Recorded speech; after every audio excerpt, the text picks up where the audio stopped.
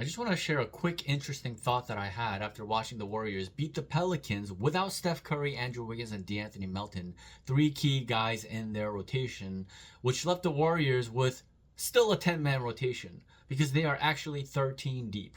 And we're going to get into this really quickly without getting into all the nuances because, again, this is just an interesting idea that I had that I feel like is potentially super viable, and it could completely transform the Warriors from what they are now to something even better. And that idea is Lindy Waters III. Lindy Waters was the 13th man going into the regular season, not necessarily because there are 12 guys better than him, but because of the hierarchy, the hierarchical nature of how the Warriors tend to do things. Part of the reason why Trace had trouble getting into the rotation last season was because even though Dario Saric was so bad, he was the veteran. They signed him for the vets minimum, and they probably had some kind of deal in their contract that says, oh, if I sign with you guys for the vets minimum, then you guys are going to have to play me a bare minimum amount of minutes per game, something like, and you got to play me a bare minimum of 60 games,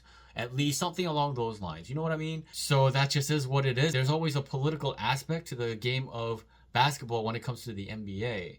So Lindy Waters is 27 years old. The guy is pretty much going into his prime right now. And he is, obviously we saw in the preseason, he's a really sharp shooter.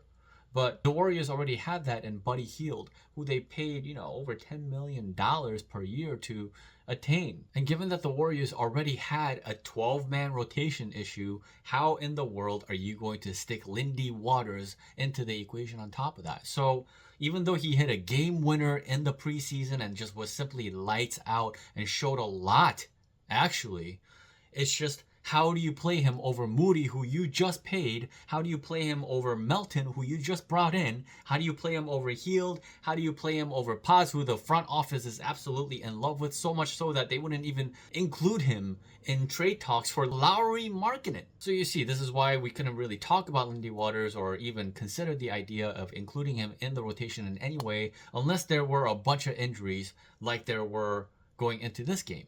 And the thing about this game is that the Warriors offensively, with Buddy Hield struggling in the starting lineup, there wasn't a definitive guy that was really changing the game for the Warriors until Lindy Waters got into the game and just instantly made an impact. His shot is so legit. I think he is probably, right up there with Steph and Buddy Hield as the team's best shooter.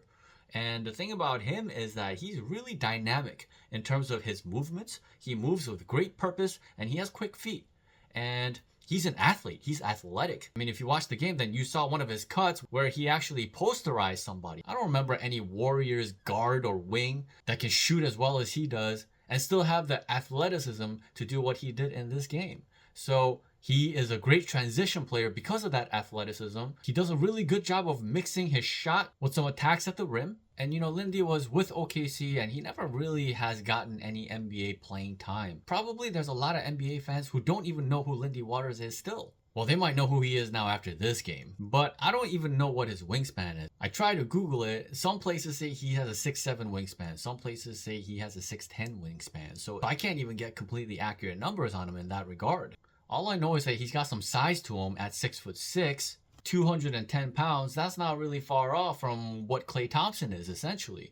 He's obviously not the same caliber of defender that, Klay used to be, but he's not a cone either. He cares about that end of the floor and he tries his best, and that is obviously important. I think he's probably better than Buddy Hield, which is why I'm more interested with this idea that I have with Lindy Waters more so than Buddy Hield. And that's what I need to get to, because the guy came off the bench and just completely turned the game upside down. For the Pelicans, they didn't know what to do against. Ultimately, he had 21 points on 13 shots, 8 of 13 shooting, 8 rebounds, 4 assists, a steal, and a block. And he was a team leading plus 26 in 31 minutes of play. He was so good in the first half coming off the bench, and Buddy kind of struggled in the first half as a starter. So Steve Kerr and the coaching staff actually decided to put Lindy Waters in the starting lineup to begin the second half. And they looked so much better. The Warriors scored 40 points in the third quarter without Steph Curry, without Andrew Wiggins, without Melton. And because Waters is such a threat from the three-point line, he could potentially have a similar effect as Klay Thompson in terms of spacing on the floor. The defense has to pay attention to him. They cannot just let him get wide open looks the way they would allow just about everybody else not named Steph and Buddy Hield to get whatever shots that they want. So as we all know, the starting lineup situation has been complicated with Jonathan Kuminga in there. Steve decided to bring him off the bench for this game, even though it was very strange in terms of, hey, Kuminga is supposed to be potentially your third primary option. And given that Steph and Wiggins were unavailable, technically Kuminga should have been the first option. So it was bizarre in terms of optics for Kuminga to come off the bench in this game. But at the same time, in the long run, I think the best thing for this starting lineup and for this team is for Kuminga to come off the bench, which is why I made the video about how there's a complication with his overall fit with this team and in the long term, in the playoffs, and what happens after this season, given the amount of money that he wants, this kind of thing. And the other thing is that he played really well off the bench in this game. More importantly, Steve Kerr doesn't trust that a combination of Trace, Draymond, and Jonathan Kuminga at the forwards and center spot is good enough, probably from an offensive standpoint, because there's not enough spacing, not enough shooting, because Kuminga still hasn't proven himself as that level of shooter. My thing is, in that regard, is it really all that different when Wiggins and Steph Curry are on the floor also? I understand Steph Curry, and Wiggins actually shoots really well. He shot close to 40% throughout the course of his history with the Warriors. However, he doesn't bend the floor with his three-point shooting. He gets open looks, but that's because the defense lets him shoot. Whereas with Steph Curry, they wouldn't do that, right? Same thing with Klay Thompson when he was on the team. So what if they just replace the Klay Thompson situation, the starting shooting guard spot? You know, there's any number of guys that you can use there. Actually, you can use Potts there as a combo guard. He has the ability to make shots. He has the ability to play make, push the tempo, pace, all this kind of stuff. And then you have Melton, who's probably the most suited in terms of defensively connecting that lineup and also being able to shoot well. And then obviously you have Buddy Hield, who shoots the best out of all of them, but defensively is probably not ideal. Although I do see a path where that can work, but with Lindy Waters, there is a little more chaos to his overall game that I see the potential for the Warriors to truly thrive. If he takes the starting lineup as the shooting guard, move Wiggins back to the small forward position, which is where he belongs anyway, and then you add Draymond and Trace, and now you think about the amount of shooting that is in that lineup. You know, Lindy's shot is not only really sharp, again, he's a very good athlete and he gets a lot of air on his shot. That is not an easy shot to stop. So you add that next to Steph Curry, combined with Wiggins, who will likely shoot close to 40% again, if not more, because it's looking like he's headed towards a career year. Now the Warriors' offense in the starting lineup can look really potent, while defensively, that's going to be a really good lineup. Remember, again, I can't emphasize this enough. When Klay Thompson was in the starting lineup with, you know, these four other guys last season, their net rating in the final 11 games was 28. I want you guys to remember that, because that just shows you when the combinations are right, this lineup can be deadly on both ends of the floor. And then you have the guys that they have on their bench. And honestly, if a couple of guys don't play, it is what it is. The other thing that the Warriors can try to do, if they want to, they may not want to do this because they love the continuity and the chemistry and the depth that they have. Just like tonight, they're missing 3 guys and they were able to withstand it and be able to win this game because of that depth. But at the same time, when you get to the playoffs, you have to shorten your rotations and you have to play your best 8 to 9 guys. Most teams, some teams will go as far as play 7 guys by the time they get to the finals if they feel like they have to play their best 7 guys and that's it. I would imagine with the Warriors' depth, they probably play a 9-man rotation.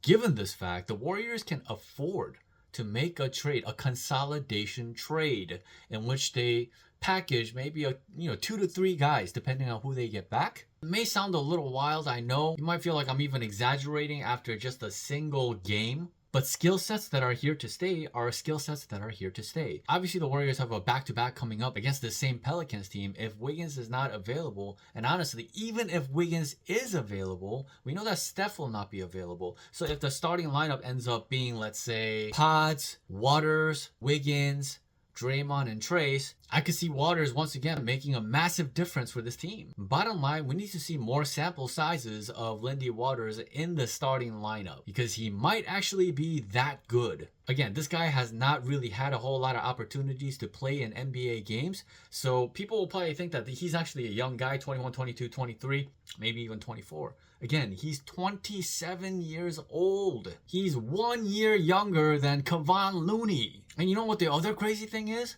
Steve Kerr, after the game, said that Lindy Waters had been one of their best players since the preseason. And I don't think he's making that up.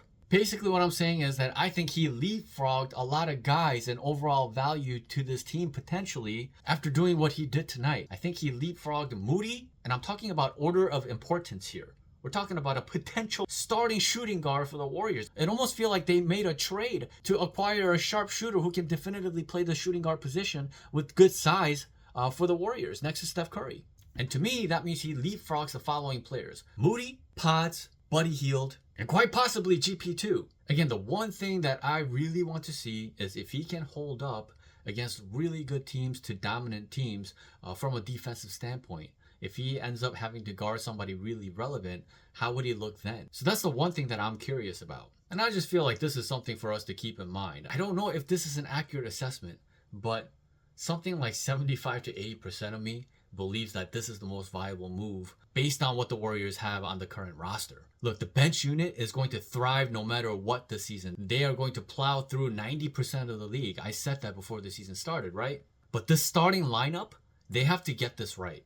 The starting lineup has yet to play a game where it's like, oh wow, they dominated. You know, it hasn't been like that. And they are completely capable, and they can't just squander that. You know, that's why I made the video about Kuminga, is because you cannot sacrifice the full potential and the power of this team in terms of what combinations can be played just for the sake of Kuminga's situation. But again, Kuminga had a very good game off the bench, and he was impactful in a number of ways. He definitely really helped the team. And he'll have plenty of more proving to do throughout the course of this season, because obviously the Pelicans, you know, they lost Herb Jones, no DeJounte Murray. They're just missing a bunch of key players that makes them a very incomplete team. But all things considered, I thought he handled the benching really well, and he came out with a sense of purpose, you know, rather than pouting and doing some of the stuff that Klay Thompson was doing early part of last season, chunk of last season actually. So like I said, we need more sample sizes to determine what the viability of this actually and truly may be. But let me know your thoughts on whether you think that perhaps Lindy Waters may be suitable for the Warriors to put in the starting lineup. If you like this video, as always, hit the like button, subscribe, notification bell, all the good stuff. And yes, the Kuminga film breakdown is still coming. And apparently now I gotta do one of Lindy Waters too, because the Warriors have an unbelievable gem on their hands right now. Thanks for watching. Until next time.